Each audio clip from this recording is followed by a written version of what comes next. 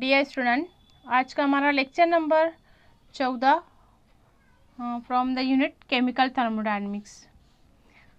देखेंगे ऐसे ही एक छोटी सी टर्म एंट्रोपी। लास्ट लेक्चर में हमने एनर्जी एंड स्पॉन्टेनिटी के बारे में डिस्कस किया था।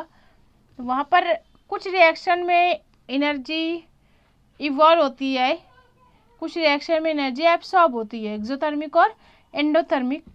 तो वहाँ पर थोड़ा सा कंफ्यूजन होता है कि आइदर एंट्रोपी इज इंक्रीज और नॉट, ठीक, और the given reaction is spontaneous और नॉट, ठीक। तो उसको ही डिफाइन करने के लिए एक टर्म को यूज़ किया गया है, एक छोटी सी टर्म है एंट्रोपी। एंथैल्पी से अलग है ये, तो दोनों को अच्छे से याद रखना है। इसको एस सिंबल से डिनोट किया जाता है। अब इसको थोड़ा सा इसका मीनिंग देख लो। Entropy is a measure of disorder, या फिर इसको कहेंगे रैंडमनेस इन द सिस्टम, ठीक है। एंट्रोपी वो होती है या उस चीज़ का मेजरमेंट किया जाता है जहाँ पर रैंडमनेस हो या डिसऑर्डर हो सिस्टम में। Higher the disorder more is the entropy of system. Okay, higher the disorder. देखेंगे अब इसको हम एक अच्छे से छोटी सी एग्जांपल से समझेंगे कि अगर हम आइस लेते हैं, आइस के जो मॉलिक्यूल्स हैं, वाटर के मॉलिक्यूल हैं, वो एक दूसरे से बिल्कुल कॉम्पैक्टली जो है वो अरेंज होते हैं, very definite arrangement of solid in a ice और water molecule in a ice. Okay, ठीक है। ये सिंपल सी वाटर की सॉलिड स्टेट है, that is called ice, which is a highly ordered arrangement, highly ordered state और arrangement, ठीक। अब इसी को अगर आप हीट प्रोवाइड कर देते हो, एनर्जी मिलने के बाद इसके जो पार्टिकल हैं वो लिक्विड में चेंज हो जाते हैं, water molecule converted into a liquid state, ठीक। That is a liquid H2O। Okay, ये क्या हो गया, अब ऑर्डर से ये डिसऑर्डर की तरफ आ गए, मॉलिक्यूल रैंडम हो गए। सपोज अगर आपने मज़ीद इसको एनर्जी प्रोवाइड की तो ये तो और ज़्यादा हाईली डिसऑर्डर हो जाएंगे ड्यू टू वेपोराइजेशन, ठीक है। That is a gaseous state और liquid water in a gas form, vapour form, this is highly disorder. तो यहाँ पर आपको क्या समझ में आया कि तीनों एक ही सब्सटेंस की स्टेट है, एक ही मॉलिक्यूल है, वाटर के मॉलिक्यूल है, लेकिन कहीं पर वाटर मॉलिक्यूल बहुत ही ऑर्डर्ड मैनर में है, कहीं पर बहुत ही डिसऑर्डर मैनर में है, ठीक। तो इसी को कहा जाता है entropy, right. Entropy is consider a state of disorderness, ठीक, ए मेजर ऑफ डिसऑर्डरनेस, ठीक। अब यहाँ पर हम और भी बहुत सारे एग्जांपल लेकर इसको और क्लियर करते हैं। सपोज अगर आपने आयोडीन के क्रिस्टल लिए I2, that is A solid state. अब अगर इसको आपने पानी में हल कर दिया, एक्वेस सोल्यूशन इसका बना लिया, तो कौन सी स्टेट में ये ज़्यादा ऑर्डर्ड है या फिर डिसऑर्डर्ड है, जो भी आप इसको ले सकते हो, ठीक है। यहाँ पर ये सॉलिड स्टेट में we call it is ordered, यहाँ पर ये क्या हो गया, डिसऑर्डर, ठीक है, डिसऑर्डर्ड स्टेट, ऑर्डर्ड स्टेट, ठीक। तो इसका मतलब क्या हुआ, अब इस एंट्रोपी का मेजर किस तरह करेंगे, जितनी ज़्यादा डिसऑर्डरनेस होगी उतनी ज़्यादा डेल्टा एस की वैल्यू होगी। Delta S that means change in entropy, more disorder delta S is positive. Delta S किस तरह मालूम करेंगे, ये जैसा कि अब तक के हमने देखा S2 माइनस S1, ठीक है। This is the final entropy, this is the initial entropy. Final में से इनिशियल को हम माइनस करते हैं, this is S1, this is S2, ठीक है। S2 ज़्यादा डिसऑर्डर है तो वो बड़ी वैल्यू रहेगी, S की वैल्यू ज़्यादा रहेगी तो ये पॉजिटिव आ जाएगी, डेल्टा S की वैल्यू। ओके, तो यहाँ पर सॉलिड आयोडीन डिजोल्व करते हैं वाटर में, तो आयोडीन का जो मॉलिक्यूल है वो रैंडमली मूव करेगा, और इस डिसऑर्डरनेस को हम जब एंट्रोपी नाम दिए हैं, एंट्रोपी ऑफ द सिस्टम, तो ऐसा हम कहते हैं कि इंक्रीजेस द एंट्रोपी और डेल्टा एस बिकम्स पॉजिटिव। ठीक, इसी तरह अगर हाइड्रोजन मॉलिक्यूल लेते हैं, ठीक है, अगर ये गैस स्टेट में है, ये दूसरी एग्जांपल है, हम इसको इस तरह लिख देते हैं, हाइड्रोजन को हम अगर एटॉमिक फॉर्म में कन्वर्ट करते हैं, दोनों भी गैसेस स्टेट है, लेकिन अब यहाँ पर ये ज़्यादा ऑर्डर्ड होगा या ये ज़्यादा, atomic state is more disorder, यहाँ पर एटम जो है एक दूसरे से अलग अलग हो गए, अलहदा हो गए हैं, तो यहाँ पर इसकी रैंडमनेस बढ़ गई है। फिर से हम लिखेंगे delta S is positive. Okay, ठीक, तो यहाँ पर जितना ज़्यादा ऑर्डर इसका बिगड़ेगा उतना ज़्यादा उसकी एंट्रोपी होगी। ठीक, इसी तरह कोई भी सब्सटेंस को हम कन्वर्ट करते हैं एक स्टेट से दूसरे स्टेट में, जनरली सॉलिड स्टेट को लिक्विड में कन्वर्ट करते हैं, तो वहाँ पर डेल्टा एस की वैल्यू बढ़ती है। ठीक, इसको हमेशा लिया जाता है delta S is greater than 0, ये आपको याद रखना है। और ये हमेशा क्वेश्चन इसी के ऊपर इसी तरह आता है कि whether the delta S is positive और निगेटिव और 0 फॉर द फॉलोइंग रिएक्शंस। ठीक है, यहाँ पर 2 रिएक्शन आपके बुक में सॉल्व की गई है, हम उसी को लेकर बता सकते हैं। इसके ऊपर ये इसी तरह का क्वेश्चन आता है, what is the delta S. देखेंगे यहाँ पर इसका प्रोडक्ट बनता है ट्वाइस H2O, वाटर और हाइड्रोजन और ऑक्सीजन के मिलने से वाटर मॉलिक्यूल बना। वाटर मॉलिक्यूल लिक्विड स्टेट में है, जबकि हाइड्रोजन गैस है और ऑक्सीजन गैस है। ठीक, आपको यहाँ पे क्वेश्चन आएगा whether the delta S is positive और निगेटिव। ठीक, तो यहाँ पे आपको देखना है, स्टेट देखना है, अगर गैसेस स्टेट में है that is highly disorder, liquid है मतलब ये थोड़ा तो इसकी बनिस्बत ऑर्डर्ड में as compare to solid, this is a disordered, but gas के कंपेयर में देखने पर लगता है कि ये थोड़ा तो इसके मॉलिक्यूल अरेंज है, ऑर्डर्ड है, तो डेल्टा एस की value disorder to order, that means it becomes negative. ठीक, यहाँ पर एक और एग्जांपल ली गई है कैल्शियम कार्बोनेट की, कैल्शियम कार्बोनेट प्लस, सिर्फ सॉलिड स्टेट में, और इसको जब गर्म किया जाता है तो ये कैल्शियम ऑक्साइड बनाता है plus carbon dioxide gases evolve. ठीक है, गैस के सिंबल इस तरह आप साइन से शो की जाती है।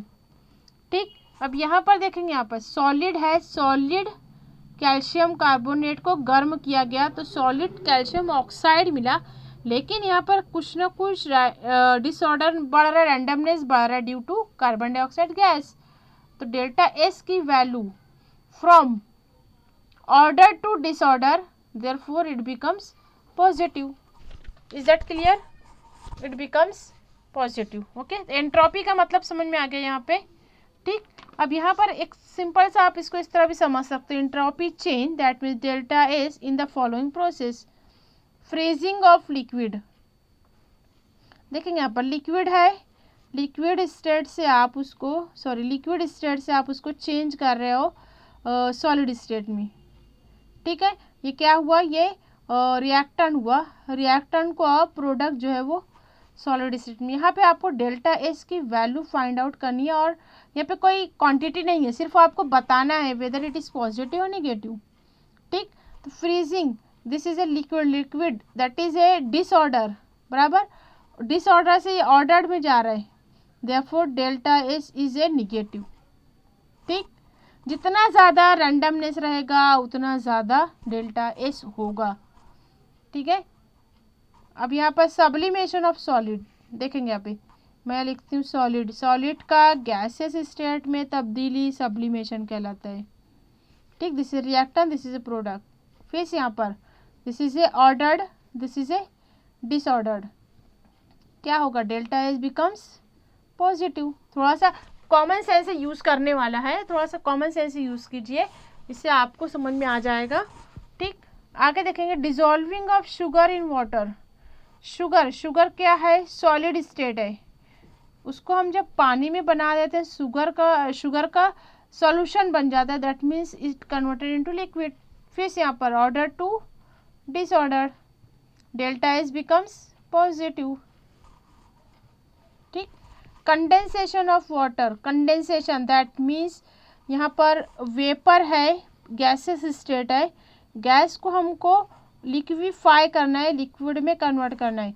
This is a highly disordered, this is A ordered, therefore delta S becomes what, it is negative. Okay, इस तरह आपको क्वेश्चन आएगा, यहाँ पे आपको समझ में आ गया होगा एंट्रोपी क्या है। ठीक, एक छोटा सा और पॉइंट लेते हैं इसमें कि एंट्रोपी को हम क्वांटिटेटिव फॉर्म में किस तरह लेंगे। What is the quantitative definition of entropy.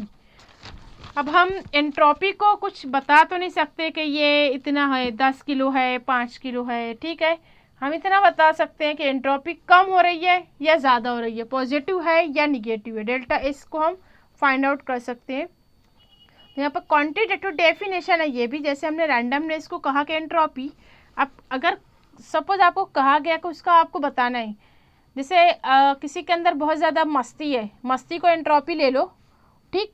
कोई कम मस्ती करता है, कोई ज़्यादा मस्ती करता है, जैसे आपके क्लास में, ठीक। तो कम और ज़्यादा का वर्ड आप यूज़ कर रहे हो, ये नहीं बोल रहा है कि 5 किलो 10 किलो मस्ती है, उसका आप कोई क्वांटिटी नहीं बता रहे हो, सिर्फ एक तरीका बता रहे हो in the sense of more and less.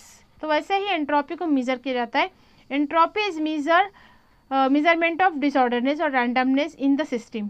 Okay, entropy change of a system is a process, एक प्रोसेस है entropy change. That means delta S जो एक प्रोसेस है that is equal to amount of heat transfer to it in a reversible manner, ठीक है। अब इसको ही हमने दिया कि डेल्टा एस जो है इसको कहेंगे द ट्रांसफर ऑफ हीट, ठीक। अब कोई स्टेट तब्दील क्यों होती है, थोड़ा सा गौर करने वाला पॉइंट है कि सॉलिड स्टेट लिक्विड स्टेट में क्यों तब्दील हुआ या लिक्विड गैस में क्यों तब्दील हुआ। तो यहाँ पर एक सिंपल सी वजह होती है, हमने सिस्टम को एनर्जी प्रोवाइड की, हीट एनर्जी प्रोवाइड की, इसकी वजह से वो स्टेट चेंज किया, ठीक। जैसे आप आइस को अगर रूम में भी रख देते हो, 0 डिग्री पर था और आपने उसका रूम टेम्परेचर पे ले आया, मतलब आपने उसका टेम्परेचर बढ़ा दिया, 25 डिग्री 30 डिग्री रूम टेम्परेचर होता है, तो आपने उसको मेल्ट किया, आपने एनर्जी प्रोवाइड की फ्रॉम द सराउंडिंग। तो इसका ही हमको मेजरमेंट करना है, heat transfer to it in a reversible manner, ठीक है। रिवर्सिबल है ये, एक स्टेट को दूसरे स्टेट में, दूसरे स्टेट को वापस उसके पहले स्टेट में आप चेंज कर सकते हो, इसलिए इसको कहा गया reversible manner. Therefore divided by the temperature at which transfer takes place, ठीक। तो आप इसको एब्सोल्यूट टेम्परेचर कहेंगे, हम इन केल्विन में मेजर करते हैं तो उसको एब्सोल्यूट टेम्परेचर कहा जाएगा। 273 जो है आपको प्लस करना होता है, सपोज 25 डिग्री है तो इसको आप कैलकुलेट करके 298 लिखते हो, that is A kelvin. Heat transfer, इसको हमने हीट को हमने क्यों कहा, क्यों reversible, divided by T, unit of delta S, ठीक। यहाँ पर हीट की जो जूल होती है और टेम्परेचर की केल्विन, ये डिवाइड में तो इसलिए लेंगे पर kelvin. It is a state function, state function that means extensive property, it is depend on the initial and final state of the substance rather than the path of the reaction, ठीक। इसलिए इसको state function कहा गया delta S को, और इसको हम S नहीं मालूम करते हैं बल्कि S2 माइनस S1 मालूम करते हैं, इसलिए इसको कहा गया delta S, change in entropy. तो यहाँ पे दो कंसेप्ट मिलता है हमको। व्हेन हीट इज एडेड, क्या होता है, heat is added to a system, अगर सिस्टम में हम हीट ऐड कर रहे हैं, ठीक, तो रैंडमनेस बढ़ेगा डेफिनेटली, ठीक। जब हीट करोगे आप, पार्टिकल अगर करीब करीब है, सॉलिड स्टेट में हीट प्रोवाइड कर रहे हो सिस्टम को, तो उनमें रैंडमनेस बढ़ जाएगा। Therefore, it increases kinetic energy that result in disorderness. Therefore, entropy is directly proportional to Q of reversible. Simple सा पॉइंट है, टेम्परेचर बढ़ाने पर सिस्टम की एंट्रोपी बढ़ जाएगी, जितना टेम्परेचर बढ़ाओगे उतनी ज़्यादा एंट्रोपी बढ़ेगी। Change in entropy is proportional to Q of reversible, ठीक। इसी तरह अगर आप रैंडमनेस, यहाँ पे आप इतना समझ में आया कि जो भी रैंडमनेस है वो टेम्परेचर डिपेंडेंट है, ठीक।